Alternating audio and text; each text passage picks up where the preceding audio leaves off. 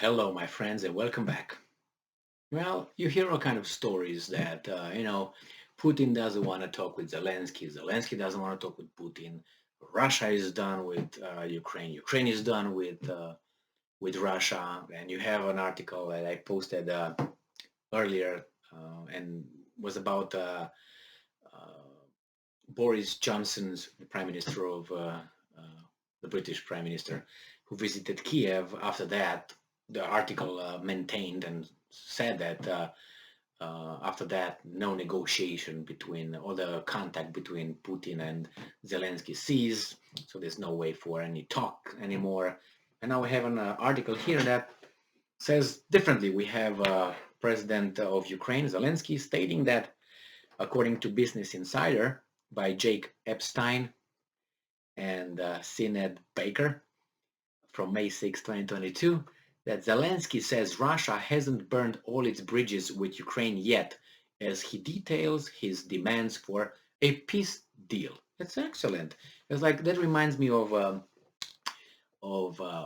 Poland dealing with Germany before the Second World War, and they negotiated with Germany all the time. They showed up, they spoke, they said, negotiated, they said, we want to talk, yeah, about Danzig, Gdansk. We want to talk about it. Yes, yes, yes, we want to. But they didn't do anything. Why? Because their handlers who were over the channel told them, no, no, no, no, no, no, no. Don't agree with anything. You just show up, negotiate in bad faith, and nothing will happen. If something happens, we're going to intervene. Us, we and France, we're going to intervene. We're going to back you up. And Germany will not do that. If they do that, they're going to get in trouble because they're going to be a war. So let's see if it's the same thing. No, no, no. We're going to negotiate. We're going to talk to the Russians, but we're not going to agree to anything. And these are our demands or whatever negotiating points. With yeah, they have the right to do that, like the Russians too. So let's see. Whew. The Zelensky on Friday said Russia still had an opportunity to make peace with Ukraine. Yeah, I like peace, but I like it on my terms.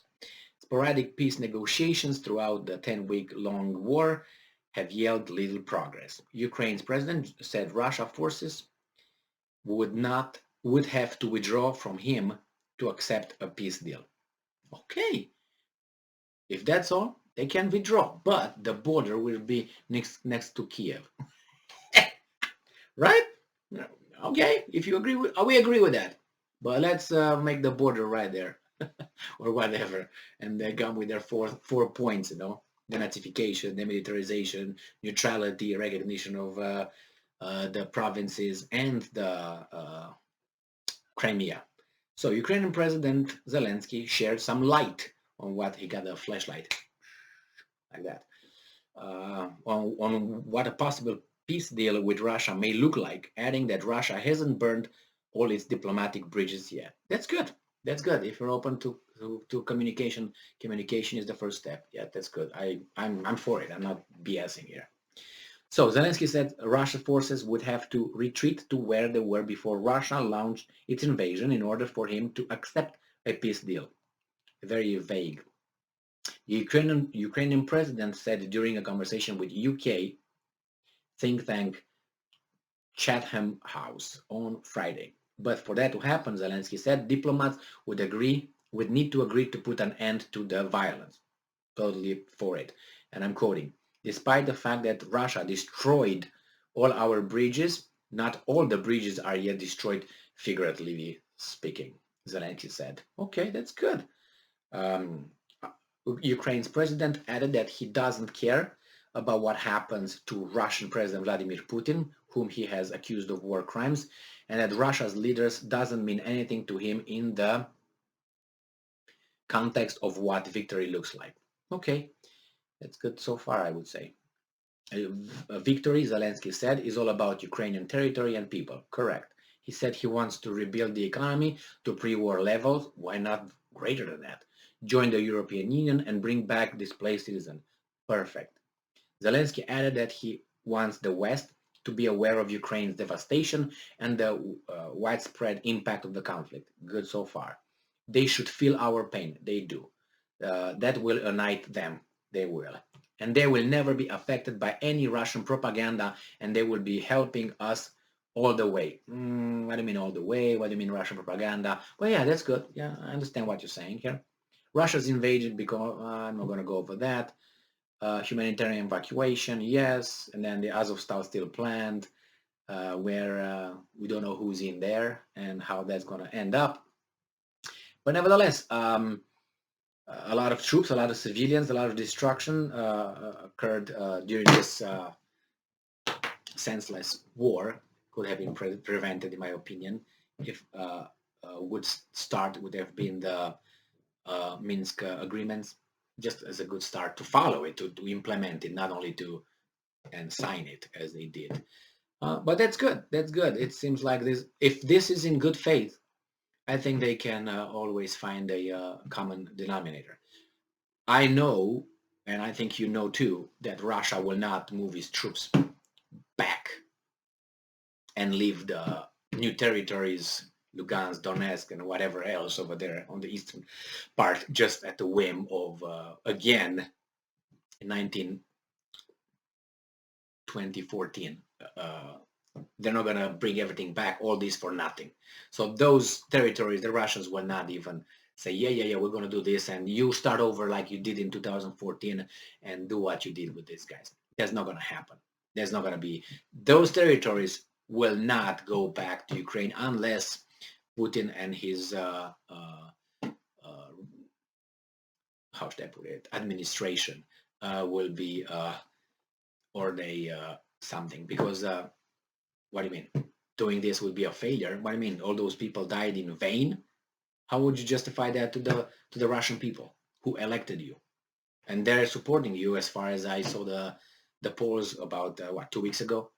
So I don't understand. I mean, you can't ask unreasonable things to occur before you even talk. When Japan lost the Second World War, the Americans came with some demands, unconditional surrender, and the emperor, who was Hirohito, had to denounce his divinity. So he has to renounce that, to say that, I'm just a man. I'm not, the divine figure that was in Japanese history, which was very bad demand. And I know that Hirohito came and spoke on the radio, and he said to the Japanese people, and these were his words, we should bear the unbearable. So they should do something that's unbearable. We all together should do that. So I don't know if, those people in Lugansk, Donetsk, and the Russians will, and I'm not putting them in that category with the destruction of Hiroshima and Nagasaki in the Second World War. No, but you ask them to bear the unbearable. Like what? My child went to fight for my country, and my country now gives back what my child fought for. How do I am to justify that? Only if you tell me I'm a bad person, and my son was a bad person for going over there and fighting for his motherland. But nevertheless, people do not put themselves sometimes in other people's shoes, like we all do. We all make mistakes. But nevertheless, well, it's good that Zelensky would like to speak about peace process and all that, but don't raise the bar too high, because it would be unbearable. It's impossible. You can't achieve that. I mean, we can just start by, yeah, we can be friends, but, I will have access to your wife every night. And I say, you see, you don't want peace. You know what I mean? I mean, I'm for it, but I have to act.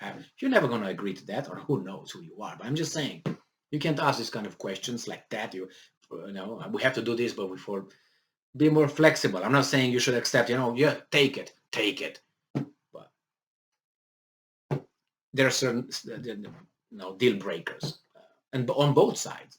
Both sides. You can say, well, the Russians invaded, and so on. That's true. But why they invaded, what happened in 2014, what happened in 2015, all these things should not be. What happened in 2008, what 2009, and what happened in 1991. So we can go back, how much we want. What happened in 1918, when Ukraine became independent for a year or something, and then was swallowed by the good guys, you know, Trotsky and Lenin and all those Russians. Thank you very much for being with me again today. Stay strong, stay smart, look for the truth, and be just. See ya.